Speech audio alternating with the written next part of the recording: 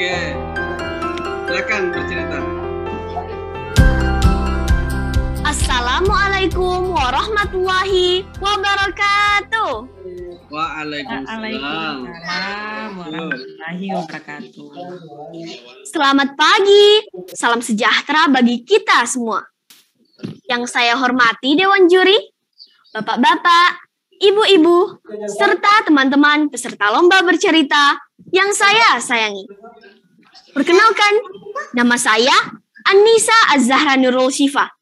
Saat ini, saya duduk di kelas 6 SD Negeri 023 Dara.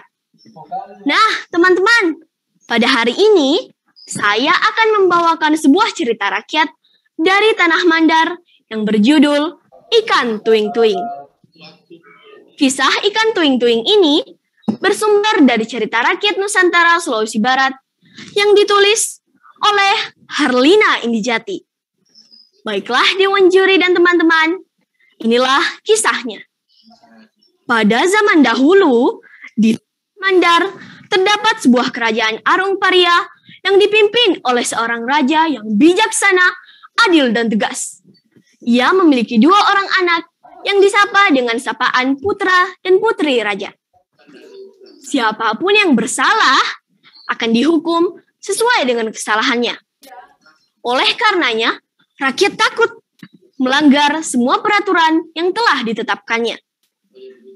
Pada suatu ketika, kedua anak sang raja sedang menjalani hukuman adat karena telah menghilangkan pancing emas pusaka andalan kerajaan Arung Paria. Mereka tinggal di sebuah gubuk di pesisir pantai Mandar. Pada suatu hari, putra raja meninggalkan adiknya untuk pergi mencari pusaka yang hilang itu. Singkat cerita, pancing emas tersebut tersangkut di tenggorokan putri Raja Nausasi yang sudah lama sakit.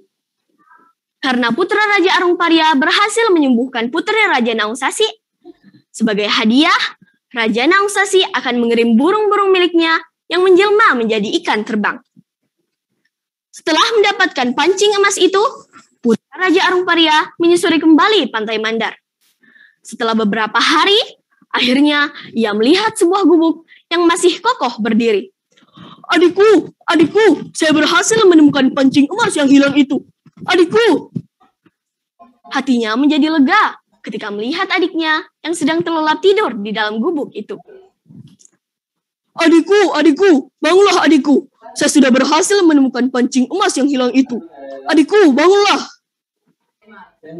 Pancing emas itu benar-benar bersinar ketika diterpa sinar matahari yang masuk melalui sela-sela kayu di gubuk itu.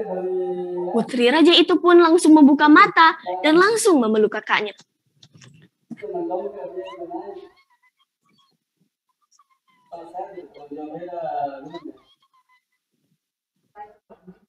Ini pancing emas. Pusaka inilah yang dicari oleh ayahanda.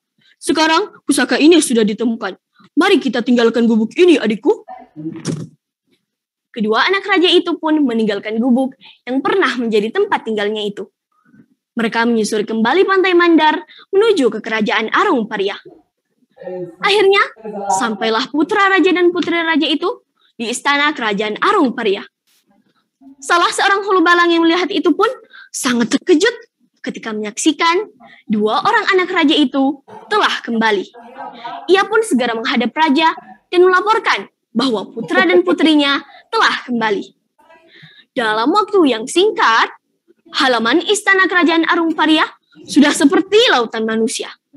Sang raja pun langsung mengabarkan berita gembira itu pada seluruh rakyatnya. Rakyatku, lihatlah, putra dan putriku telah hadir kembali di tengah kalian. Kita harus bersyukur kepada Tuhan yang telah menjabah doa yang kita panjatkan bersama-sama. Pancing emas itu sudah ditemukan. Putraku sudah berhasil menemukannya. Semua rakyat yang berada di halaman istana bertepuk tangan. Mereka tampak sangat bergembira. Tak lama kemudian, dayang-dayang datang menyiapkan hidangan. Rakyatku, nikmatilah hidangan yang telah disediakan. Kemudian, sang raja masuk ke dalam istana dan diikuti oleh kedua anaknya. Sang raja duduk di singgasana, sementara kedua anaknya duduk bersimpuh di hadapannya. Sang raja langsung mengeluarkan pancing emas itu dan menunjukkannya ke semua rakyatnya. Pancing emas itu tampak sangat berkilau. Kemudian, sang raja menyerahkan pancing emas itu kepada salah seorang punggawa untuk disimpan di tempat penyimpanan pusaka. "Di mana kau temukan pancing emas itu, putraku?" "Mohon ampun, ayahanda. Pancing emas itu tersangkut di tenggorokan putri dasar laut yang sudah lama sakit. Kini, putri dasar laut itu sudah sembuh karena Ananda sudah berhasil mengeluarkan pancing emas itu dari tenggorokannya.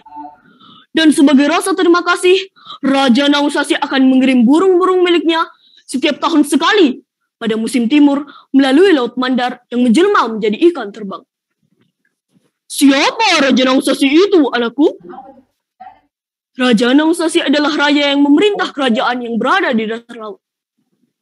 Sang raja tak percaya dengan apa yang telah diceritakan oleh buah hatinya itu. Tetapi beberapa bulan kemudian musim timur pun tiba dan akhirnya Raja Nausasi menepati janjinya. Beliau telah mengirimkan burung-burung milik melalui Laut Mandar yang menjelma menjadi ikan terbang yang dinamai ikan tuing-tuing. Sejak itu, ikan tuing-tuing menjadi sajian dalam pesta kerajaan. Dan sampai sekarang, ikan itu masih ada dan menjadi sajian yang terkenal di daerah Mandar, Sulawesi Barat. Dewan juri yang saya hormati dan hadirin yang berbahagia. Demikian cerita ikan tuing-tuing. Cerita tersebut termasuk kategori dongeng yang mengandung nilai-nilai moral dan ajaran kehidupan yang pantas kita teladani.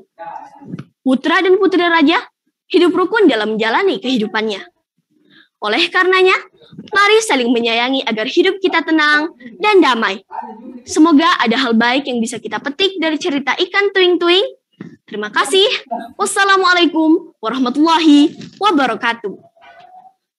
Waalaikumsalam warahmatullahi wabarakatuh.